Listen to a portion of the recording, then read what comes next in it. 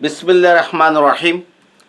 অর্থনীতি সম্মান প্রথম বর্ষের প্রিয় শিক্ষার্থীরা, আজকে তোমাদের যে ক্লাসটা নেব সেটা হচ্ছে আমাদের মাইক্রো ইকোনমিক্স অর্থাৎ ব্যষ্টিক অর্থনীতির চাহিদা এবং যোগান। এইটার উপর লেকচার নাম্বার হচ্ছে 4। ইতিমধ্যে আমি চাহিদা এবং যোগানের ভিতরে 3টি ক্লাস নিয়েছি। আজকে আমি 4 নাম্বার লেকচার কি করছি দিচ্ছি। আমি অনুরোধ করব যারা ক্লাসগুলো দেখো তারা ধারাবাহিকভাবে ক্লাসগুলো দেখার চেষ্টা করবে। আর আরেকটা কথা বলছি, যে এই ক্লাসগুলো দেখার আগে আমার ইউটিউব চ্যানেলে প্লেলিস্টে যাওয়ার পর তোমরা মাইক্রো ইকোনমিক্সে 6টা ক্লাস আমি দিয়েছি, যে ঢাল গড়াই প্রান্তিকা সম্পর্কে। ওই ক্লাসগুলো যদি দেখে নাও তাহলে মাইক্রো ইকোনমিক্স একেবারেই ক্লিয়ার হয়ে যাবে। আজকে আমি আলোচনা করব চাহিদা রেখা। চাহিদা রেখা কেন ডান দিকে নিম্নগামী হয়, কেন ডান দিকে নিম্নগামী হয়। এই প্রশ্নটা তোমাদের জাতীয় বিশ্ববিদ্যালয়ের খ বিভাগে আসে 4 নম্বরের। চাহিদা রেখা কেন ডান দিকে নিম্নগামী হয়, এই প্রশ্নটা এইভাবে না করে এইভাবেও করতে পারে, চাহিদা বিধির কারণ আলোচনা করো। চাহিদা বিধির কারণ আলোচনা করো। চাহিদা বিধিটা কি? চাহিদা বিধিটা হচ্ছে দাম কমলে চাহিদা বাড়ে এবং দাম বাড়লে চাহিদাটা কি কমে। এটাই হচ্ছে কি চাহিদা বিধি। দাম আর চাহিদার ভিতরে বিপরীত সম্পর্ক। আর এই বিপরীত সম্পর্কের কারণে আমাদের চাহিদা রেখা ডান দিকে নিম্নগামী হয়। তাহলে চাহিদা রেখা ডান দিকে নিম্নগামী হওয়ার কারণ আর চাহিদা বিধির কারণটা কি একই। আমরা 4টা কারণে বলবো চাহিদা রেখা ডান দিকে নিম্নগামী হয়। কয়টা কারণে? 4টা কারণে। এই 4টা কারণের ভিতরে 1 নাম্বার হচ্ছে, 1 নাম্বার আমি যেটা বলবো সেটা হচ্ছে আয় প্রভাব। আয় প্রভাব ইংরেজিতে বলে ইনকাম এফেক্ট। আয় প্রভাব যেটাকে আমরা বলে থাকি ইনকাম এফেক্ট। মনে রাখবে, ফার্স্ট ইয়ারের এই বিষয়গুলো যদি ক্লিয়ার না থাকে তাহলে সেকেন্ড ইয়ারের মাইক্রো ইকোনমিক্স তোমাদের জন্য সমস্যা হবে। আয় প্রভাবটা কি? আয় প্রভাবটা হচ্ছে যে দাম কমলে আমাদের প্রকৃত আয় বাড়ে, আর প্রকৃত আয় বাড়লে চাহিদা বাড়ে। ফলে চাহিদা রেখা ডান দিকে নিম্নগামী হয়। তোমরা জানো একটা রেখা ডান দিকে নিম্নগামী হওয়ার ভিতরে কারণটা হলো, এটা মনে রাখবে, এটা যে কোনো রেখার ক্ষেত্রে, এটা চাহিদা রেখা হোক আর যে রেখাই হোক না কেন, ডান দিকে নিম্নগামী কখন হয়? ডান দিকে নিম্নগামী হয় যখন ভূমি অক্ষে ধরা চলকটার মান বাড়বে আর লম্বককে ধরা চলকটার মান কি কমবে। মানে একটা বাড়লে আরেকটা কমে যদি, তাহলে রেখা ডান দিকে নিম্নগামী হয়। আমরা জানি দাম কমলে চাহিদা বাড়ে, এই জন্য চাহিদা রেখা ডান দিকে নিম্নগামী হয়। এখন প্রশ্ন হচ্ছে দাম কমলে কেন চাহিদা বাড়ে? এটার একটা কারণ হচ্ছে আয় প্রভাব, ইনকাম এফেক্ট। কারণ দাম কমলে আমাদের যে প্রকৃত আয়, প্রকৃত আয় যেটাকে ইংরেজিতে বলে রিয়েল ইনকাম, এই রিয়েল ইনকামটা বাড়ে। এরো চিহ্ন দিয়েছি আসলে আমি সংক্ষেপে বোঝানোর জন্য, তা না হলে খাতায় লিখতে হবে দাম কমলে। প্রকৃত আয় বাড়ে। তোমাদেরকে বোঝানোর জন্য সংক্ষেপে এরো চিহ্ন দিয়েছি, মানে দাম কমলে প্রকৃত আয় কি বাড়ে। আর প্রকৃত আয় বাড়লে আমাদের চাহিদা কি হয়? চাহিদা বাড়ে। তাহলে দেখো তো দামের সাথে চাহিদার সম্পর্কটা কি হয়ে গেল? দামের সাথে চাহিদার সম্পর্কটা হচ্ছে বিপরীত, একটা কমলে আর একটা বাড়ে। আর এই বিপরীত সম্পর্ক হওয়ার কারণে আমাদের চাহিদা রেখা ডান দিকে নিম্নগামী হয়েছে। একটু ভালো করে লক্ষ্য করো, এদিকে দাম, এদিকে চাহিদা ধরেছি। এই দেখো চাহিদা রেখা ডান দিকে নিম্নগামী হয়েছে। অপিওয়ান দামে চাহিদার পরিমাণ কত? অকিউয়ান, ই1 বিন্দুতে। অপিওয়ান হতে দাম কমে কত হয়েছে? অপি2। ই2 বিন্দুতে চাহিদা বেড়ে কত হয়েছে? অকিউ2। অর্থাৎ দাম কমেছে, চাহিদা বেড়েছে। চাহিদা রেখা ডান দিকে নিম্নগামী হয়েছে। এখন আমাদেরকে ব্যাখ্যা করতে হবে কেন দাম কমলে চাহিদা বেড়েছে। কারণটা হচ্ছে আয় প্রভাব।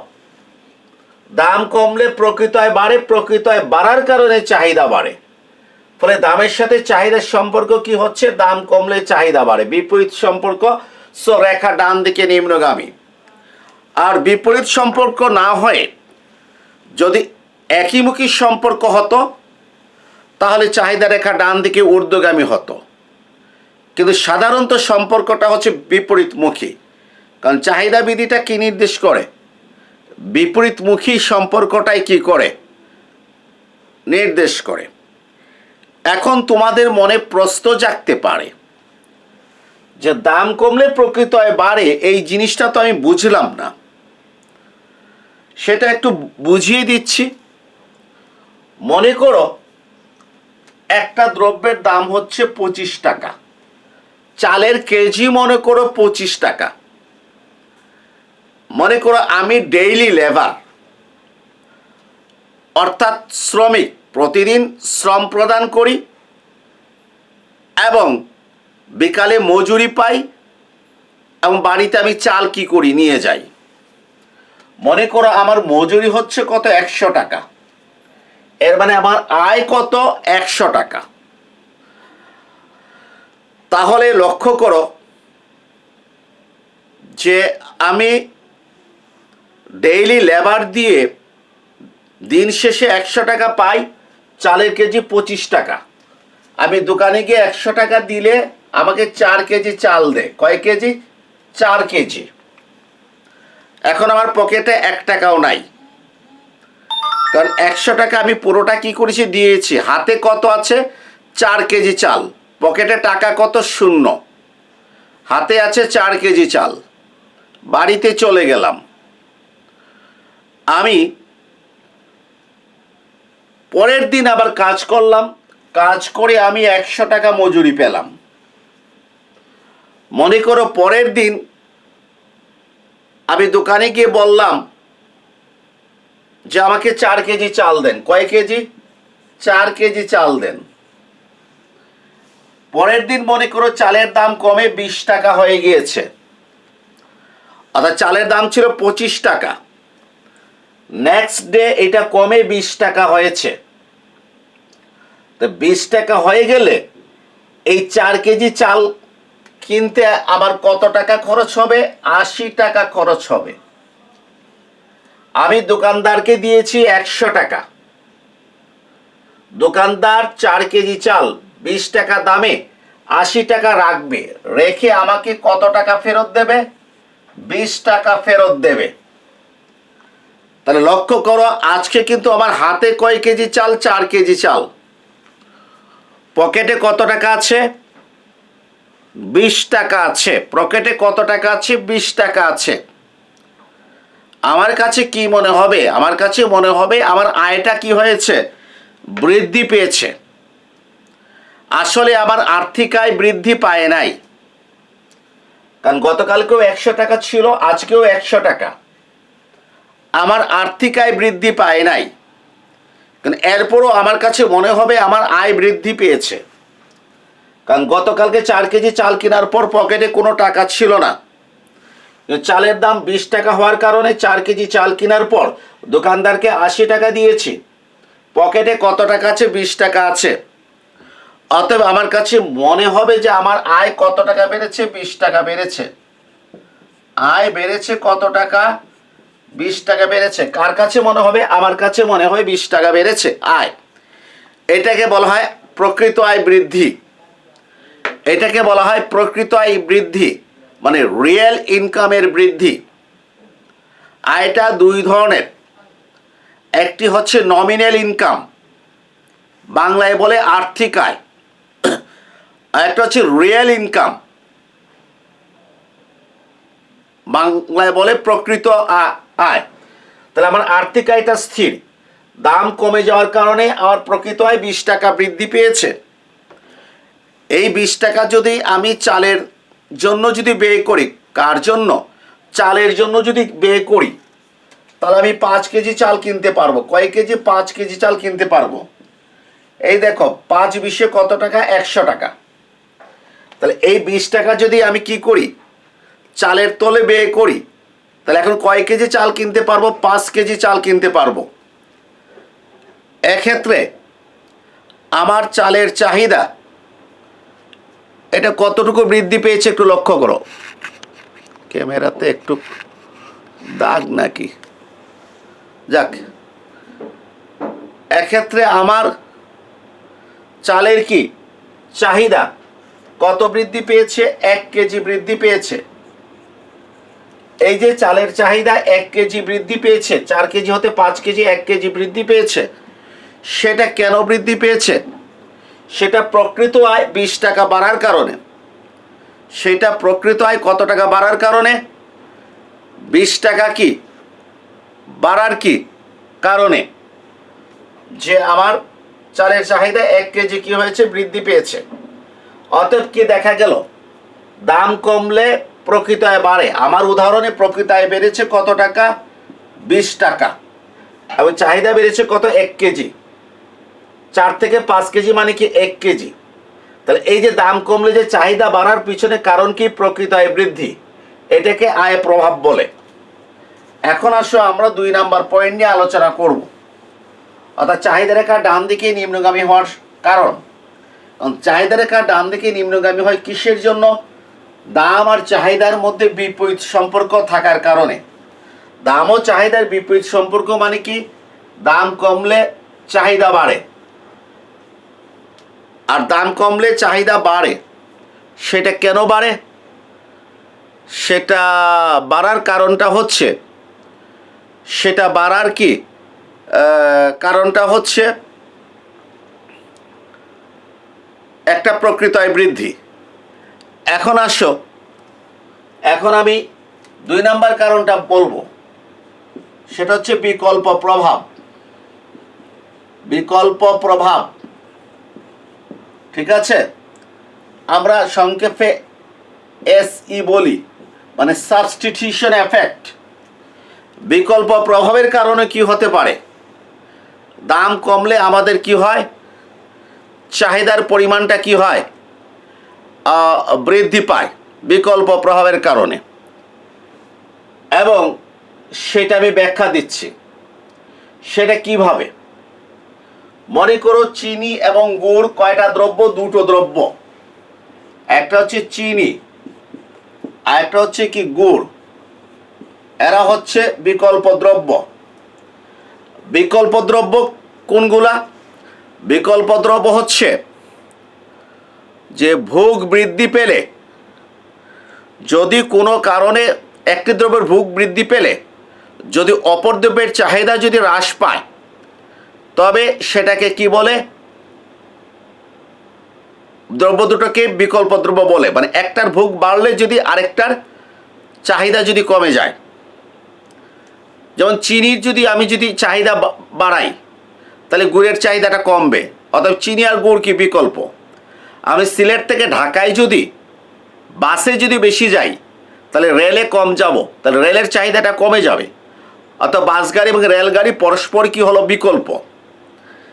এখন বিকল্প প্রভাবের কারণে দাম কমলে চাহিদা বাড়তে পারে।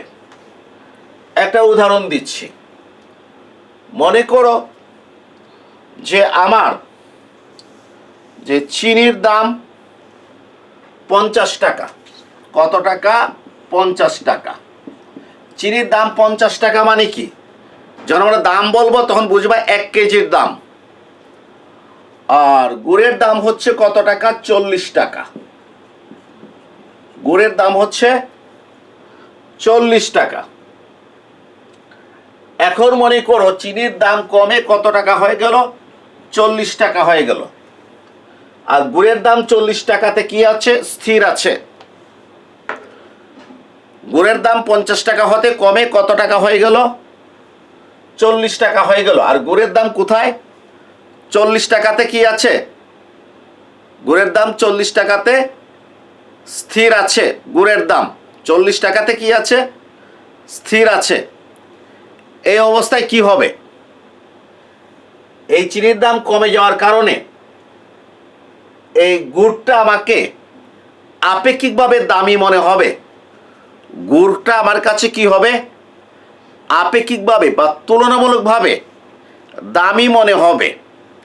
এই দেখো, এটা কিন্তু এই 40 টাকা, এটা হচ্ছে গুড়ের কি অ্যাবসোলিউট প্রাইস, বাংলায় পরম দাম বলে।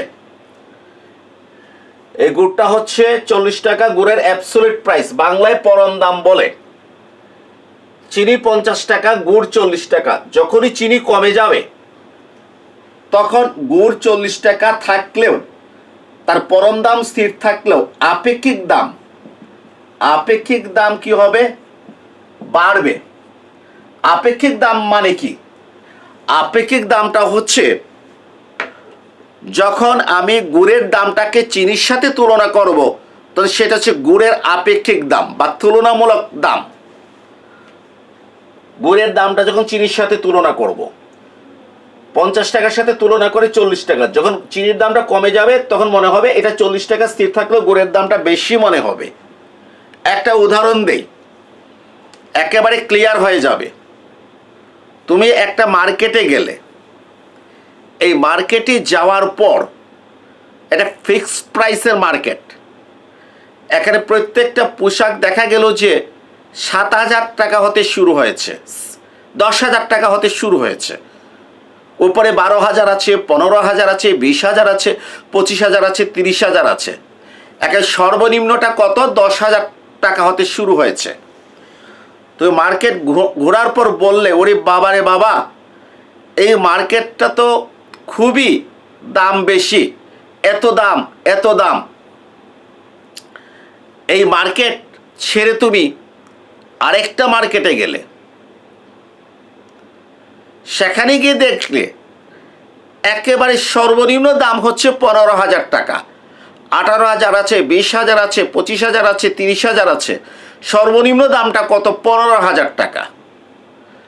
এখন তুমি কি বলবে? বলবে এর চেয়ে আগের মার্কেটটা সস্তা, এর চেয়ে আগের মার্কেটটা কি সস্তা। কিছুক্ষণ আগে বলেছিল, ওরে বাবা রে বাবা, এখানে এই মার্কেটে দ্রব্যের দাম যে বেশি, 10,000 টাকার নিচে পাওয়া যায় না। এর একটু পরেই তুমি কি বলছো? বলছো ওই 15,000 টাকার মার্কেটের সাথে যখন তুলনা করবে তখন আগের মার্কেটটা তুমি কি বলবা? সস্তা বলবা। আমি কথা কি বোঝাতে পেরেছি? ঠিক একইভাবে যখন আর চিনির দামটা কমে যাবে তখন এই গুড়ের দামটা আমার কাছে বেশি মনে হবে, আপেক্ষিকভাবে গুড়ের দামটা বাড়বে। আপেক্ষিকভাবে গুড়ের দামটা পরম দাম কনস্ট্যান্ট হলেও আপেক্ষিক দাম বাড়বে। ফলে গুড়ের চাহিদা কি হবে বলো তো? গুড়ের চাহিদা কি হবে? গুড়ের চাহিদা কমবে। গুড়ের চাহিদা কমবে। ঠিক আছে, মনে করো আমি গুড়ের চাহিদা 2 কেজি কমিয়ে দিলাম। গুড়ের আপেক্ষিক দাম বেশি মনে হবে, আমি গুড়ের চাহিদা 2 কেজি কমিয়ে দিলাম। 2 কেজি যদি কমিয়ে দেই তাহলে গুড় বাবদ আমার কত টাকা সেভ হবে? 80 টাকা সেভ হবে। কারণ 1 কেজি গুড়ের দাম 40 টাকা, আমি 2 কেজি গুড় যদি কি করি, চাহিদা কমিয়ে দেই, 40 দুগুণা 80 টাকা সেভ হবে আমার। এই 80 টাকা যদি আমি চিনির ক্ষেত্রে যদি ব্যয় করি, কার ক্ষেত্রে? চিনির ক্ষেত্রে যদি কি করি, ব্যয় করি, তাহলে আমি এই 40 টাকা দামে আমি 2 কেজি চিনি বেশি পাবো। কয় কেজি? 2 কেজি চিনি বেশি পাবো। এই যে 2 কেজি চিনির চাহিদা বেড়েছে, সেটা কার কারণে বেড়েছে? বিকল্প দ্রব্য গুড়ের চাহিদা কমে যাওয়ার কারণে চিনির চাহিদা 2 কেজি বেড়েছে। এইটাকে বলা হয় বিকল্প প্রভাব। তাহলে লক্ষ্য করো, বিকল্প প্রভাবের কারণে আমরা কি দেখেছি? বিকল্প প্রভাবের কারণে আমরা দেখেছি আমাদের চিনির দাম কি হয়েছে? কমে গিয়েছে। গুড়ের আপেক্ষিক দাম কি হয়েছে? বেড়েছে। গুড়ের আপেক্ষিক দাম বেড়েছে, ফলে গুড়ের চাহিদা কি হয়েছে? কমেছে। গুড়ের চাহিদা কমলে চিনির চাহিদা কি হয়েছে? চিনির চাহিদা কি হয়েছে? বেড়েছে। ঠিক আছে, চিনির চাহিদাটা বেড়েছে। তাহলে আমরা কি দেখলাম? সম্পর্কটা, চিনির দাম কমলে চিনির চাহিদা বাড়ে, চিনির দাম কমলে চিনির চাহিদা বাড়ে। অর্থাৎ চিনির দাম এবং চাহিদার মধ্যে বিপরীত সম্পর্ক স্থাপিত হয়েছে, ফলে চাহিদা রেখা ডান দিকে নিম্নগামী হয়েছে। প্রিয় শিক্ষার্থীরা, এই যে চিনির দাম কমলে চিনির চাহিদা বাড়ে, এই চাহিদাটা কেন বেড়েছে? এটার ভিতরের কারণগুলো হচ্ছে এইগুলো। ভিতরের কারণগুলো হচ্ছে কোনটা? এই যে এইগুলা কারণ, যেটা হচ্ছে বিকল্প প্রভাব নামে পরিচিত। কারণ চিনির দাম কমলে গুড়ের আপেক্ষিক দাম বাড়ে, গুড়ের আপেক্ষিক দাম বাড়লে গুড়ের চাহিদা কমে, বিকল্প দ্রব্য চাহিদা কমে যাওয়ার কারণে চিনির চাহিদাটা বাড়ে। এই বাড়ার পিছনে কারণ হচ্ছে বিকল্প প্রভাব। তাহলে আমরা কি দেখলাম? যে বিকল্প প্রভাবের কারণে চাহিদা রেখা ডান দিকে নিম্নগামী হচ্ছে। বিকল্প প্রভাবের কারণে চাহিদা, দাম এবং চাহিদার ভিতরে বিপরীত সম্পর্ক স্থাপিত হচ্ছে। আমি যদি একটু অর্থনীতির ভাষায় বলি, তাহলে বলবো কোনো দ্রব্যের দাম কমলে এর বিকল্প দ্রব্যের আপেক্ষিক দাম বৃদ্ধি পায়, ফলে বিকল্প দ্রব্যের চাহিদাটা হ্রাস পায়। এতে বিবিচ্য দ্রব্যের চাহিদাটা বাড়ে, ফলে বিবিচ্য দ্রব্যের দাম এবং চাহিদার মধ্যে বিপরীত সম্পর্ক স্থাপিত হয় এবং চাহিদা রেখা ডান দিকে নিম্নগামী হয়। অর্থাৎ এখানে চিনি আর গুড় বললাম না, শুধু বিকল্প বললাম। কারণ বিকল্প বললে চা, কফি, চিনি, গুড়, বাস, ট্রেন সব কিছু কি চলে আসে। প্রিয় শিক্ষার্থীরা, এখন 3 নম্বর পয়েন্টে আলোচনা করব, সেটা হচ্ছে ক্রমহ্রাসমান প্রান্তিক উপযোগ বিধি। অর্থাৎ চাহিদা বিধি কার্যকর হওয়ার পিছনে অথবা চাহিদা রেখা ডান দিকে নিম্নগামী হওয়ার পিছনে 3 নম্বর যে কারণ, সেটা হচ্ছে ক্রমহ্রাসমান প্রান্তিক উপযোগ বিধি। ক্রমহ্রাসমান প্রান্তিক উপযোগ বিধি কয় নাম্বার কারণ? 3 নাম্বার। ক্রমহ্রাসমান প্রান্তিক, সংক্ষেপে লিখেছি প্রান্তিক হবে কিন্তু এখানে, প্রান্তিক উপযোগ বিধি।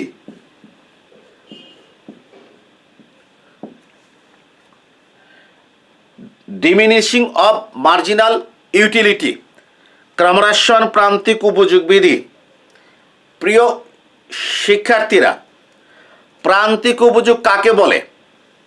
কোনো দ্রব্যের ভোগ 1 একক বৃদ্ধি পেলে মোট উপযোগ যে পরিমাণ বৃদ্ধি পায় তাকে প্রান্তিক উপযোগ বলে। কোনো দ্রব্যের ভোগ 1 একক বৃদ্ধি করলে মোট উপযোগ যে পরিমাণ বৃদ্ধি পায় তাকে প্রান্তিক উপযোগ বলে। মনে করো 10টা আম হতে আমি 60 ইউটিল উপযোগ পেয়েছি। 10টা আম হতে আমি 60 ইউটিল উপযোগ পেয়েছি। ইউটিল হচ্ছে উপযোগের একক। 11টা আম হতে আমি 65 ইউটিল উপযোগ পেলাম। 10 হতে 11, ভোগ কত বেড়েছে? 1 একক বৃদ্ধি পেয়েছে। উপযোগ 60 হতে 65, 5 বেড়েছে। অতএব প্রান্তিক উপযোগ হচ্ছে 5 ইউটিল। তাহলে কি বুঝলাম? প্রান্তিক উপযোগ যদি 5 ইউটিল হয়, মোট উপযোগ 5 ইউটিল বাড়বে।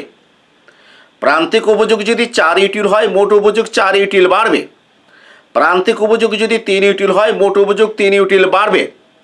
সোজা কথা হচ্ছে প্রান্তিক উপযোগ হচ্ছে দ্রব্যের শেষ একক হতে প্রাপ্ত উপযোগ। এবং উপযোগ সম্পর্কে যদি আরো ক্লিয়ার কনসেপ্ট যদি পেতে চাও, তাহলে তোমাকে কি করতে হবে, আবার উপযোগ সম্পর্কে যে লেকচার আছে সেগুলো তোমাকে কি করতে হবে, দেখতে হবে। তাহলে এখন আসো, ক্রমহ্রাসমান প্রান্তিক উপযোগ বিধি মানে কি? দ্রব্যের ভোগ বৃদ্ধি পেলে প্রান্তিক উপযোগ হ্রাস পায়। দ্রব্যের ভোগ বৃদ্ধি পেলে প্রান্তিক উপযোগ হ্রাস পায়, এইটাকে ক্রমহ্রাসমান প্রান্তিক উপযোগ বিধি বলে। মনে করো আমার কোনো একটা দ্রব্যের প্রান্তিক উপযোগ হচ্ছে 10 ইউটিল, আমি যদি দ্রব্যের ভোগ যদি বাড়াই তাহলে এটা হবে 8 ইউটিল, আরও যদি বাড়াই এটা 6 ইউটিল, আরও যদি বাড়াই এটা 4 ইউটিল।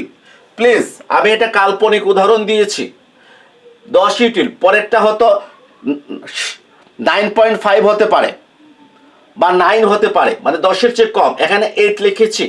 পরেরটা কি হবে, 7.5 হতে পারে বা 7.3 হতে পারে বা 7 হতে পারে, মানে 8-এর চেয়ে ছোট হবে।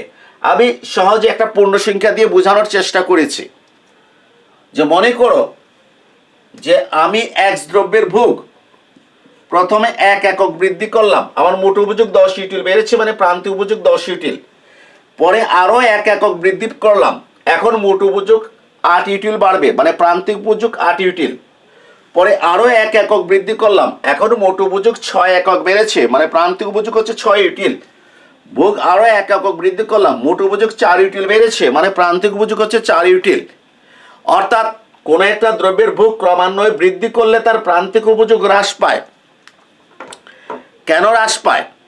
কোনো দ্রব্যের ভোগ ক্রমান্বয়ে বৃদ্ধি করলে ওই দ্রব্যের প্রতি আকাঙ্ক্ষা আমাদের আস্তে আস্তে কি হয়, কমে আসে। কোনো দ্রব্যের ভোগ ক্রমান্বয়ে বৃদ্ধি করলে ওই দ্রব্যের প্রতি আকাঙ্ক্ষা আমাদের আস্তে আস্তে কি কমে আসে। যেমন মনে করো তুমি আজকেও আলু ভর্তা খেলে যে উপযোগ পাবে, কালকেও আলু ভর্তা খেলে উপযোগ একটু কমবে, এর পরের দিন আলু ভর্তা খেলে উপযোগ আরও কমবে। এই জন্য বলেছি কোনো দ্রব্য ক্রমান্বয়ে ভোগ করতে থাকলে ওই দ্রব্যের প্রতি আকাঙ্ক্ষা কমে, ফলে প্রান্তিক উপযোগটা কমে আসে, মানে শেষ দ্রব্যের প্রাপ্ত একক হতে উপযোগটা কমে আসে। এই যে প্রান্তিক উপযোগ কমে আসে, এটাকে ক্রমহ্রাসমান প্রান্তিক উপযোগ বলে। দ্রব্যের ভোগ বৃদ্ধি পেলে প্রান্তিক উপযোগ হ্রাস পায়, এটাকে ক্রমহ্রাসমান প্রান্তিক উপযোগ বলে। এবং অধ্যাপক মার্শালের মতে ক্রমহ্রাসমান প্রান্তিক উপযোগ বিধির উপস্থিতিতে দাম ও চাহিদার মধ্যে বিপরীত সম্পর্ক স্থাপিত হয় এবং চাহিদা রেখা ডান দিকে নিম্নগামী হয়। বিষয়টা ব্যাখ্যা করছি এবং এখানকার বিস্তারিত ব্যাখ্যাটা পাবেন আপনি উপযোগে। যখন মার্শালিয়ান উপযোগটা পড়বেন তখন আপনি বিস্তারিত ব্যাখ্যাটা পাবেন। একজন ভোক্তা দ্রব্য ক্রয় করে যখন তার দাম এবং প্রান্তিক উপযোগ সমান হয়। একজন ভোক্তা দ্রব্য ক্রয় করে তখনই যখন ওই দ্রব্যের দাম এবং প্রান্তিক উপযোগ সমান হয়। কেন সমান হয়, এই ব্যাখ্যাটা উপযোগ অধ্যায়ে আছে। এরপরও আমি বলছি, আমি যখন একটা দ্রব্যের জন্য 10 টাকা দাম দেব, তখন আমার উপযোগ ত্যাগ হয়। উপযোগ কি হয়? ত্যাগ হয়। কেন? কারণ আমি যখন 10 টাকা একজনকে দিয়ে দেব, আমার হাতছাড়া হয়ে যাবে, তখন কি হয়ে যাবে, এই 10 টাকার যে উপযোগ সেটা আবার কি হবে, ত্যাগ হবে। তখন আমি কি করব, আমি করব কি, সেই 10 টাকার বিনিময়ে যে দ্রব্যটা পাবো সেই দ্রব্যের উপযোগটা যাতে কি হয়, 10 টাকার সমান হয়। আমি মনে করো এই কলমের জন্য কত টাকা দিয়েছি, 10 টাকা ত্যাগ করেছি, এতে আমার উপযোগ কি হবে, ত্যাগ হবে। সুতরাং কিন্তু এই কলমটা যখন কিনবো, যাতে এটাতে কমপক্ষে আমি 10 টাকা উপযোগ পাই, এই জন্য একজন ভোক্তা দ্রব্য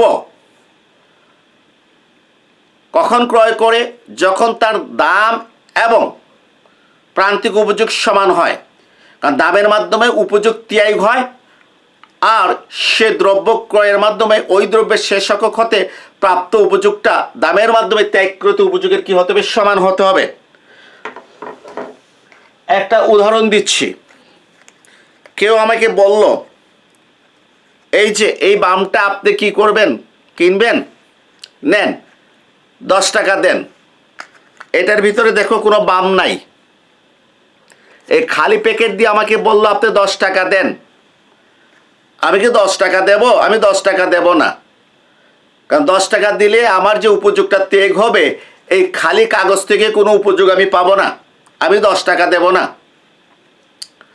কিন্তু এই প্যাকেটের ভিতরে যদি বামটা যদি থাকতো এবং আমি যদি মনে করতাম এই বামটার উপযোগ আমার 10 টাকার সমান, তাহলে বামটা কিনতাম। আর বামটার উপযোগ যদি 10 টাকার কম হয়, তাহলে 10 টাকা দিয়ে বাম আমি কিনতাম না। এই জন্য অধ্যাপক মার্শাল বলেছেন, একজন ভোক্তা যখন দ্রব্য ক্রয় করে তখন তার প্রান্তিক উপযোগ এবং দাম পরস্পর কি হয়? সমান হয়। এখন কোনো কারণে মনে করেন দাম হ্রাস পেয়েছে, হ্রাস পেয়ে পি প্রাইম হয়েছে, এটাকে প্রাইম বলে, দাম হ্রাস পেয়েছে, তাহলে ভোক্তার এই ভারসাম্য অবস্থা কি হবে? বিঘ্নিত হবে। ভারসাম্য অবস্থা কি হবে? বিঘ্নিত হবে।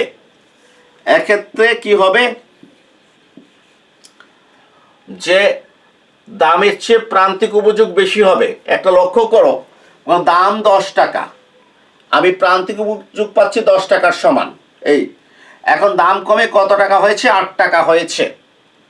তাহলে ডেফিনেটলি দামটা কমে যাওয়ার কারণে দামটা 10 টাকা, আগে 10 সমান এখনো কত ছিল? 10 ইউটিল সমান সমান ছিল। এখন 8 টাকা হয়ে যাওয়ার কারণে, দামটা কমে যাওয়ার কারণে দামের চেয়ে প্রান্তিক উপযোগ কি হবে? বেশি হবে। তখন কি হবে জানো? তখন দেখা যাবে যে আমি একটি দ্রব্যের জন্য যে দাম দিচ্ছি, দ্রব্যের শেষ একক হতে উপযোগ বেশি পাচ্ছি। প্রান্তিক উপযোগ মানে কি? দ্রব্যের শেষ একক হতে প্রাপ্ত উপযোগ। কারণ দ্রব্যের ভোগ 1 একক বৃদ্ধি করলে, অর্থাৎ যে এককটা বৃদ্ধি করবো ডেফিনেটলি ওইটা দ্রব্যের কি হয়ে গেল? শেষ একক। এবং ওই শেষ এককের উপযোগ যদি 5 ইউটিল হয়, মোট উপযোগ 5 ইউটিল বৃদ্ধি পাবে। এই জন্য আমরা বলি মোট উপযোগের বৃদ্ধি হচ্ছে প্রান্তিক উপযোগ। তাহলে এখন দ্রব্যের দাম যদি কমে যায়, তাহলে দ্রব্যের শেষ একক হতে প্রাপ্ত উপযোগটা কি হবে? বেশি হবে। তখন ওই দ্রব্যটা প্রতি আমাদের আকাঙ্ক্ষাটা বাড়বে। কেন বাড়বে? কারণ যে দাম দিচ্ছি তার চেয়ে উপযোগটা কি? বেশি। ফলে আমরা দ্রব্য ক্রয়ের পরিমাণ বাড়াবো। দাম কমে গেলে আমরা দ্রব্যের ক্রয়ের পরিমাণটা কি করব? বাড়াবো। অর্থাৎ চাহিদার পরিমাণটা কি হবে? বাড়বে। চাহিদার পরিমাণটা বাড়বে মানে ভোগের পরিমাণটা বাড়বে, মানে কি? চাহিদার পরিমাণটা বাড়বে। আর চাহিদা পরিমাণ বাড়লে মানে ভোগের পরিমাণ বাড়লে প্রান্তিক উপযোগটা কি? কমে।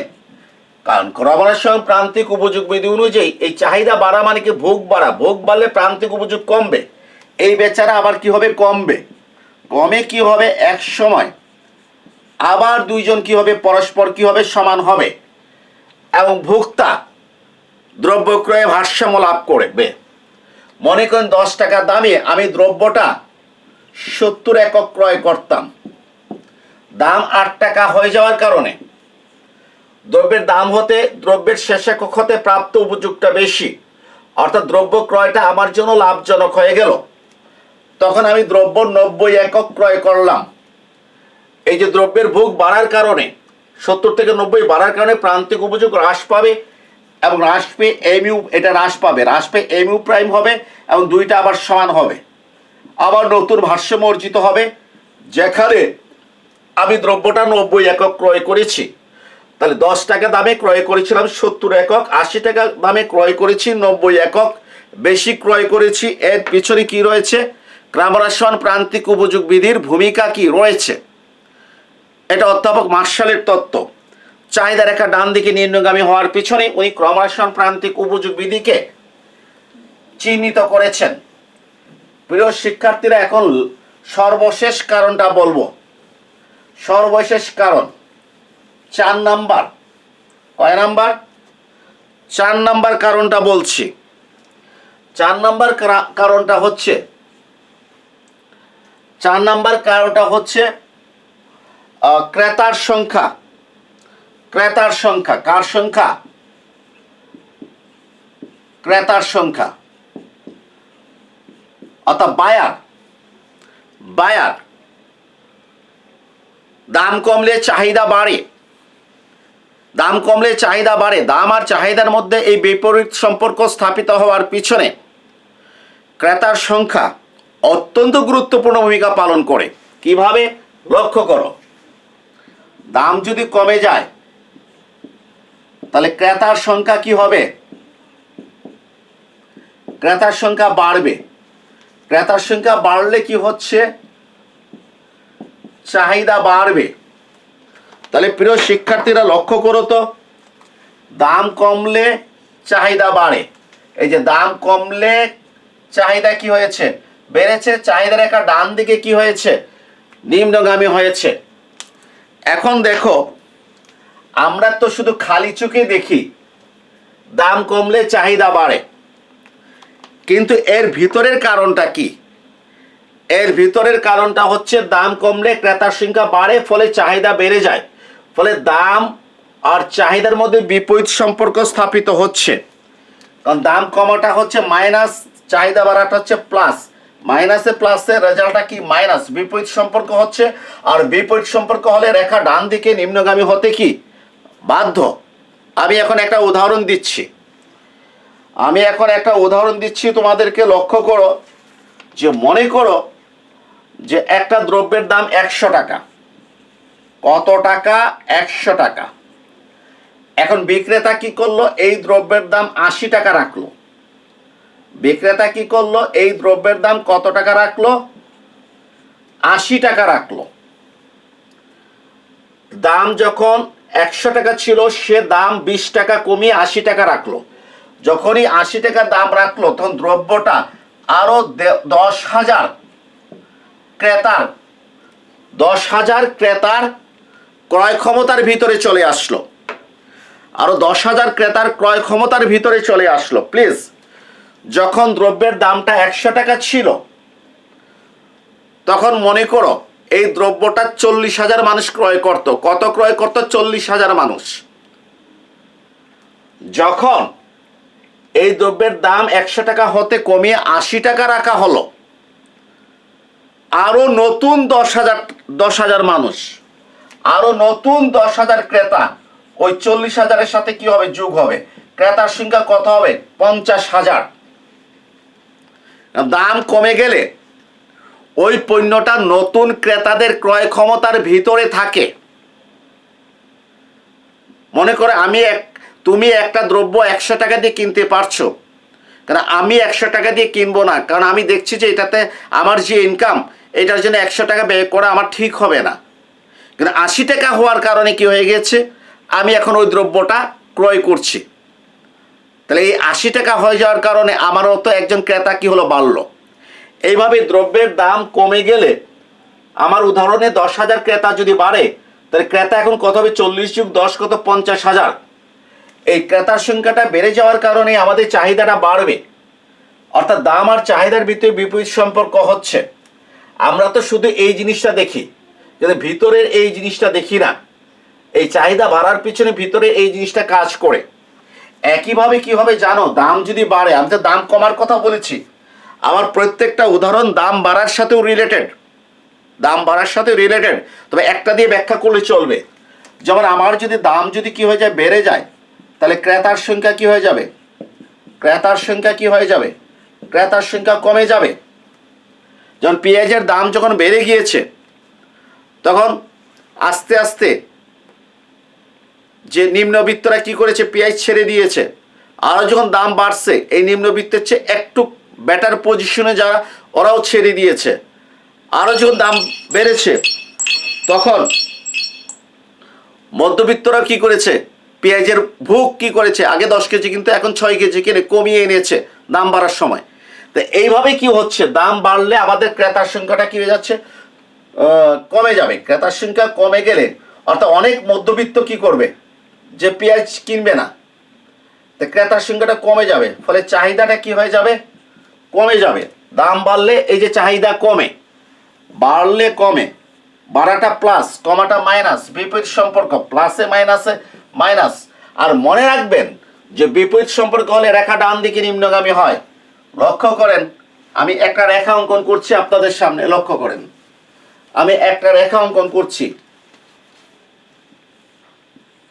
এই রেখাটা ডান দিকে ঊর্ধ্বগামী, মনে করি এদিকে এক্স ধরেছি, এদিকে ওয়াই ধরেছি। লক্ষ্য করো, লক্ষ্য করো যে এক্স বাড়লে ওয়াইও বাড়ে, অর্থাৎ একইমুখী সম্পর্ক হলে রেখা ডান দিকে নিম্নগামী হয়। অর্থাৎ যে কোনো রেখা সেটা যদি একইমুখী সম্পর্ক হয়, যে ভূমিকে ধরা চলক আর লম্বককে ধরা চলকের ভিতরে, তাহলে রেখা ডান দিকে ঊর্ধ্বগামী হয়। আবার লক্ষ্য করো, এদিকে এক্স ধরেছি, এদিকে ওয়াই ধরেছি, এই রেখা ডান দিকে নিম্নগামী। ভালো করে লক্ষ্য করো, দেখো তো এখানে এক্স বেড়েছে, ওয়াই কমে গেছে, বেড়েছে কমেছে, প্লাসে মাইনাসে মাইনাস, বিপরীত সম্পর্ক, রেখা ডান দিকে নিম্নগামী।